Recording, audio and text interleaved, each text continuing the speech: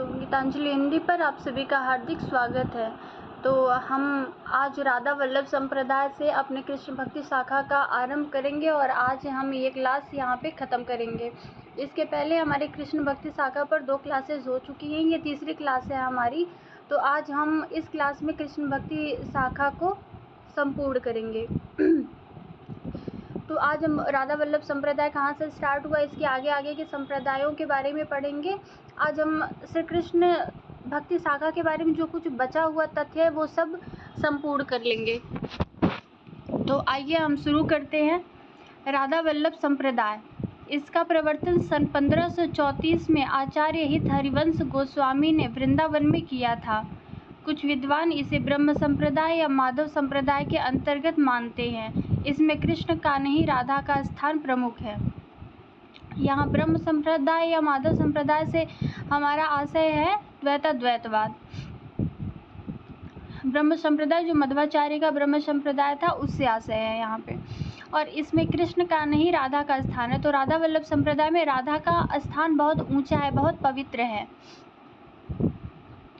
कृष्ण आनुषंगिक रूप से वर्णित हैं, परंतु कृष्ण के भीतर सभी शक्तियों का समाहार है। कृष्ण ही रसिको किशोर के रूप में एकमात्र नित्य विहारी पुरुष है। राधा उनकी परा प्रकृति हैं, जो चित अचित विशिष्ट आह्लादनी निज शक्ति रूपा है। मतलब कृष्ण की सारी शक्तियों का एकमात्र स्वरूप राधा में देखते हैं। राधा को ही कृष्ण का संपूर्ण स्वरूप मानते हैं। नित्य विहार के 4 विधायक तत्व हैं, कृष्ण, राधा, सहचरी व वृंदावन। राधा व कृष्ण नित्य विहारी हैं। वह जीवात्मा सखी भाव से उनके दर्शन में परम सुख पाती है। इस संप्रदाय में नित्य मिलन व विरह दोनों का समाहार है। हित 84 हित हरिवंश जी की रचना है। इस संप्रदाय का मूल ग्रंथ है। तो राधा वल्लभ संप्रदाय के प्रवर्तक हित हरिवंश है और उनकी रचना हित 84 इस संप्रदाय का राधा वल्लभ संप्रदाय का मूल ग्रंथ है। यहाँ नित्य विहार के 4 विधायक तत्वों में कृष्ण, राधा, सहचरी व वृंदावन है। तो कृष्ण राधा को ये नित्य विहारी मानते हैं कि जो विहार करते हैं, नित्य विहारी के रूप में ही उपासना करते हैं। और जीवात्मा जो है वो सखी है और वृंदावन है जहाँ भी ये सारे लोग रहते हैं, जहाँ विहार करते हैं। इसमें प्रेम के तत्सुखी भाव को सफलतापूर्वक स्थान दिया गया है। इसमें प्रेम को ही भक्ति व संप्रदाय का मूल आधार माना गया है। कर्मकांड विहीन इस संप्रदाय में मुक्ति की कोई कामना नहीं है। उपासना का आधार रस है। राधा स्वयं आनंद रूपा नित्य है, इसलिए इस उपासना को रसोपासना कहा जाता है। मतलब राधा स्वयं आनंद रूपा, जिस चीज़ से हमें आनंद प्राप्त होता है उसकी प्रति राधा जी स्वयं है, इसलिए इस उपासना को रसोपासना कहा जाता है। कृष्ण का वृंदावन विहारी, मथुरावासी, द्वारकावासी के रूप में वर्णन मिलता है। कृष्ण का उपास्य नाम राधा वल्लभ है। इसमें गद्दी सेवा की व्यवस्था है। तो राधा वल्लभ संप्रदाय में गद्दी सेवा की व्यवस्था है। तो जी हाँ, राधा वल्लभ संप्रदाय में गद्दी सेवा की व्यवस्था है। आगे देखते हैं, प्रमुख कवि देख लेते हैं। राधा वल्लभ संप्रदाय के कौन कौन प्रमुख कवि हैं। तो सबसे बड़े कवि हैं हित हरिवंश। इनका जन्म 1502 में जन्म है, 1552 में इनकी मृत्यु हो गई है। का विवाह रुक्मिणी देवी से हुआ था। हित हरिवंश जी की पत्नी का नाम रुक्मिणी देवी है। 1533 में ये वृंदावन आए, गुरु रूप में श्री राधा जी को स्वीकार किया। हरिराम व्यास जी ने इनकी मृत्यु पर बहुत विह्वल करने वाले पद लिखे हैं। बड़ो अभाग्य अनन्य सभा को उठ गया ठाठ सिंगार। हरिराम व्यास ने ये पंक्ति लिखी है, तो पंक्ति को थोड़ा सा ध्यान दे दीजिएगा। इनके द्वारा ब्रज भाषा के प्रचार प्रसार में बहुत सहायता मिली। अपनी रचना की मधुरता के कारण यह कृष्ण या वंशी के अवतार कहे जाते हैं। तो कृष्ण के वंशी के अवतार कौन कहा जाता है? कृष्ण के वंशी के अवतार हित हरिवंश जी कहे जाते हैं। हित 84 पर प्रेमदास व लोकनाथ कवि ने टीका लिखी है। वृंदावन ने इनकी स्तुति व वंदना में हित जी के सहस्र नामावली व चतुर्भुज दास ने हितजू को मंगल लिखा है। इन्होंने संस्कृत और ब्रज में रचनाएं लिखी है। तो जो रचनाएं मैंने यहाँ पे नोट किया है, रचनाएं आप ज़रूर से ज़रूर याद कर ले, क्योंकि रचनाएं जो बहुत इंपॉर्टेंट है वही मैंने लिखा है। तो जैसे हितजू को मंगल किसका है? चतुर्भुज दास का है। हित जी के सहस्र नामावली हित हरिवंश की, इसमें वंदनाएं और स्तुति हैं। और हित हरिवंश की भाषा क्या थी? संस्कृत और ब्रज। तो भाषा पर थोड़ा सा फोकस कर लीजिएगा, संस्कृत और ब्रज भाषा थी। आगे हमारे कवि हैं ध्रुवदास। ध्रुवदास हित हरिवंश के शिष्य थे। इनके 42 ग्रंथ माने जाते हैं। ग्रंथों की संख्या याद रखें, कितने ग्रंथ? 42 ग्रंथ। इन्होंने राधा वल्लभ संप्रदाय का सबसे व्यापक वर्णन किया है। राधा वल्लभ संप्रदाय के प्रमुख कवि चतुर्भुज दास हैं। अष्टछाप से अलग वाले, ये चतुर्भुज दास अष्टछाप वाले नहीं है, ये अष्टछाप से अलग चतुर्भुज दास अलग हैं। हरिराम है, जिन्होंने अभी ऊपर हितजू को मंगल लिखा था। हितजू को मंगल नहीं, जिन्होंने ऊपर हित हरिवंश के बारे में एक पंक्ति लिखी थी। दामोदर दास हैं, इनको सेवक जी भी कहते हैं। सेवक की कुछ रचनाएं भी हमें रीतिकाल में देखने को मिलती हैं। ध्रुवदास हैं, नेही नागरी दास। कृष्ण भक्ति संबंधित विभिन्न संप्रदायों में मुख्य भेद। तो कृष्ण भक्ति से संबंधित विभिन्न संप्रदायों में मुख्य भेद क्या है, आइए देख लेते हैं। मध्वाचार्य ने अपने द्वैतवाद में कृष्ण को विष्णु का मूल अवतार माना है, किंतु राधा को स्वीकार नहीं किया है। तो मध्वाचार्य के द्वैतवाद में राधा को क्या स्वीकृति मिलती है? तो नहीं, राधा को स्वीकृति नहीं मिलती है।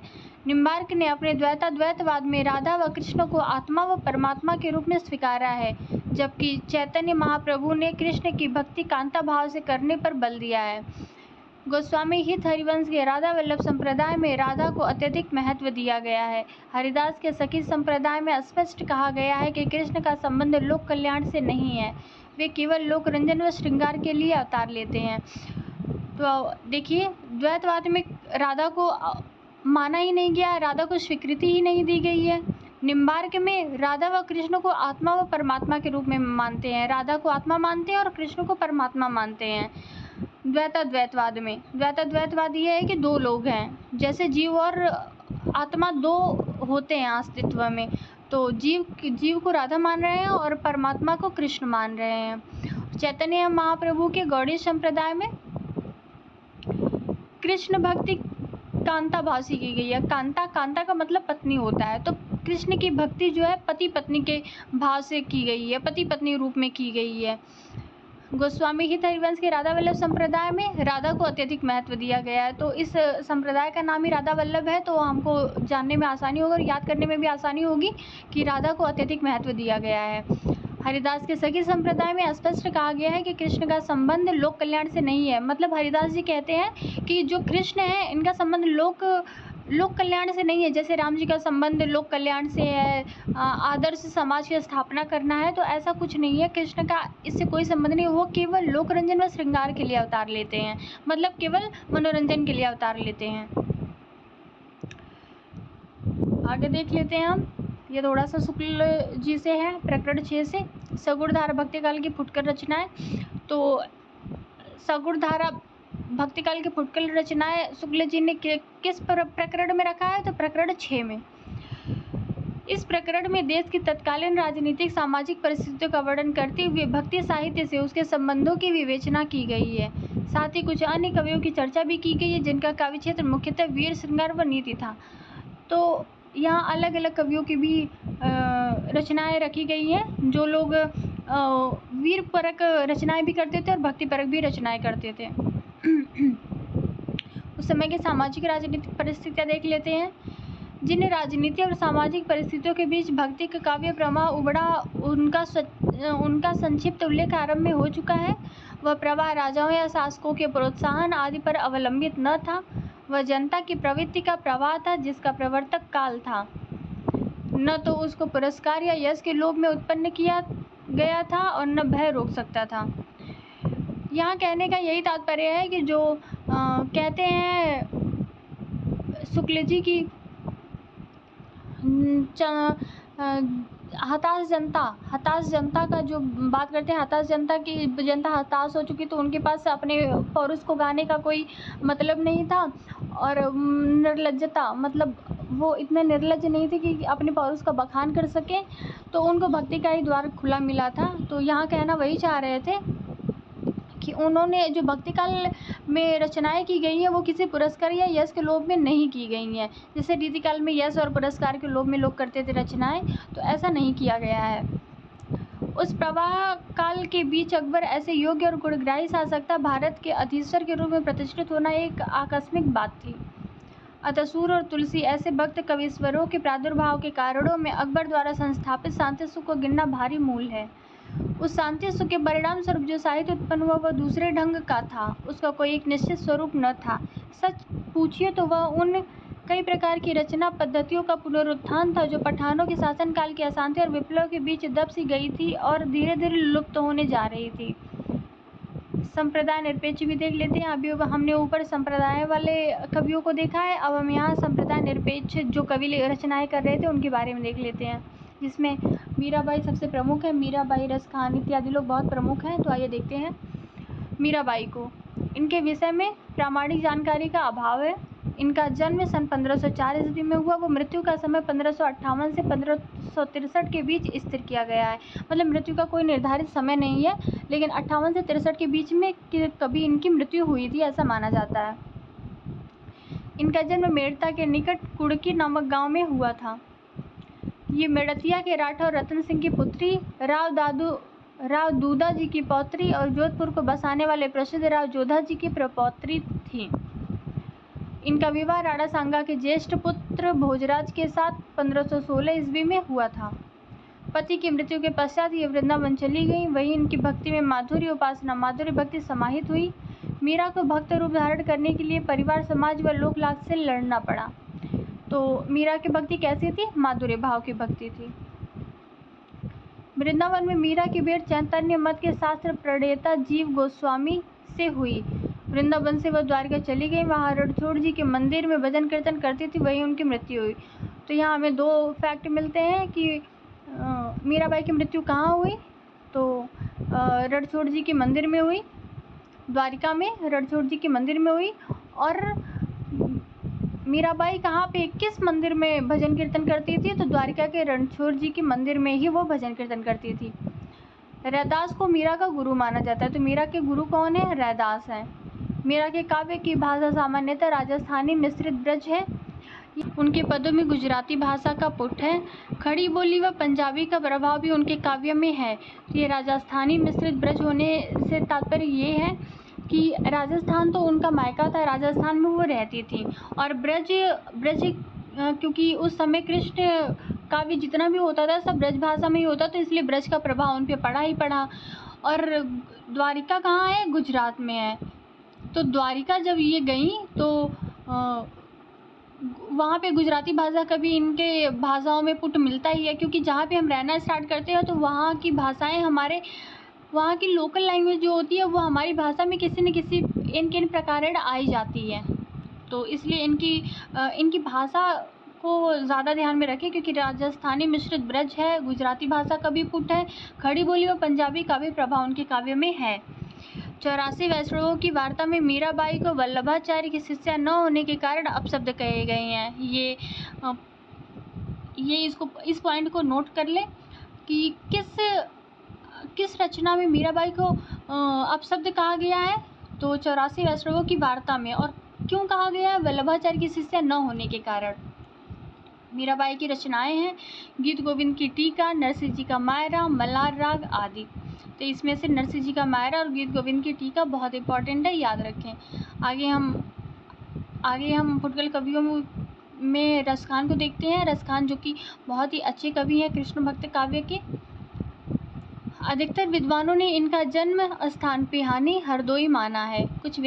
कुछ विद्वानों ने प्रेम वाटिका के आधार पर दिल्ली छोड़कर गोवर्धन धाम जाने के उल्लेख से इनका जन्म स्थान व प्रारंभिक निवास दिल्ली अथवा उसके आसपास माना है। इनका मूल नाम सैयद इब्राहिम था। विजयेंद्र स्नातक इसे सही नहीं मानते। तो हमें यहाँ पे क्या क्या नोट करना है कि इनका मूल नाम, रस खान का मूल नाम सैयद इब्राहिम था। इनके जन्मकाल से संबंधित उल्लेख किस रचना में मिलते हैं? इनके जन्मकाल से संबंधित उल्लेख किस रचना में मिलते हैं? तो प्रेम वाटिका में। प्रसिद्ध है कि उन्होंने गोस्वामी विट्ठलनाथ से दीक्षा ली थी। रसखान तुलसीदास के समकालीन थे। तो रसखान और तुलसीदास समकालीन थे। 252 वैष्णवन की वार्ता में भी उन्हें वल्लभ संप्रदाय अनुयायी माना गया है। यह ब्रज से बहुत प्रेम करते थे। प्रेम के ऐसे सुंदर उद्गार इनके सवैयों में निकले कि जन साधारण प्रेम या श्रृंगार संबंधी कविता सवैयों को ही रसखान कहने लगे, जैसे कोई रसखान सुनाओ। कहने का तात्पर्य ये है कि इनका जो सवैया होता था इतना बढ़िया होता था, इतना मधुर होता था कि जब किसी को कुछ मधुर सुनने का मन करता था तो लोग जन समाज कहता था कि अरे भाई कोई रसखान सुनाओ। रसखान ही मधुर पद के नाम से चल पड़ा था। तो इनकी भाषा बहुत चलती, सरस और शब्द आडंबर मुक्त होती थी। शुद्ध ब्रज भाषा का जो चलतापन और सफाई इनकी और घनानंद की रचनाओं में है वह अत्यंत दुर्लभ है। इनकी कृति परिमाण में तो बहुत अधिक नहीं है, पर जो है वह प्रेमियों के मर्म को स्पर्श करने वाली हैं। और कृष्ण भक्तों के समान इन्होंने गीत काव्य का आश्रय न लेकर कवित्व सवैयों में अपने सच्चे प्रेम की व्यंजना की है। अनुप्रास की सुंदर छटा होते हुए भी भाषा की चुस्ती और सफाई कहीं नहीं जाने पाई है। बीच बीच में भावों की बड़ी सुंदर व्यंजना है। लीला पक्ष को लेकर इन्होंने बड़ी रंजनकारिणी रचनाएं की हैं। कृष्ण भक्त कवि हमारे साहित्य में प्रेम माधुर्य का जो सुधा स्रोत बहा गए हैं, उसके प्रभाव से हमारे काव्य क्षेत्र में सरसता और प्रफुल्लता बराबर बनी रहेगी। दुखवाद की छाया आकर भी टिकने न पाएगी। इन भक्तों का हमारे साहित्य पर बड़ा भारी उपकार है। उनके काव्य में श्रृंगार रस की प्रधानता है। वात्सल्य रस का भी चित्रण मिलता है। इनको पीयूष वर्षी अथवा अमृत की वर्षा करने वाला कवि कहा गया है। तो पीयूष वर्षी या अमृत की वर्षा करने वाला कवि किसे कहा गया है? रसखान को। मूल गोसाई चरित्र में तुलसीदास द्वारा रचित रामचरितमानस की कथा सर्वप्रथम रसखान को सुनाने का उल्लेख है। तो तुलसीदास ने सबसे पहले रामचरितमानस की कथा किसको सुनाया था? तो रसखान को। और किस रचना में इसका उल्लेख है? मूल गोसाई चरित्र में। रसखान के विषय में भारतेंदु ने लिखा था, इस मुसलमान हरि जनन पर कोटिन हिंदू वारिय, मतलब इस मुसलमान हरि के बंदे पर करोड़ों हिंदू वार दिए जाएं। रचनाएं हैं सुजान रसखान, दान लीला, अष्टयाम, प्रेम वाटिका अंतिम है। इसमें 53 दोहे हैं। प्रेम वाटिका अंतिम ग्रंथ है, 53 दोहे हैं इसमें, ये चीज़ याद रखें। नोट: 84 वैश्रवण की वार्ता तथा 252 वैश्रवण की वार्ता वल्लभाचार्य के पुष्टि संप्रदाय में महत्वपूर्ण स्थान रखती हैं।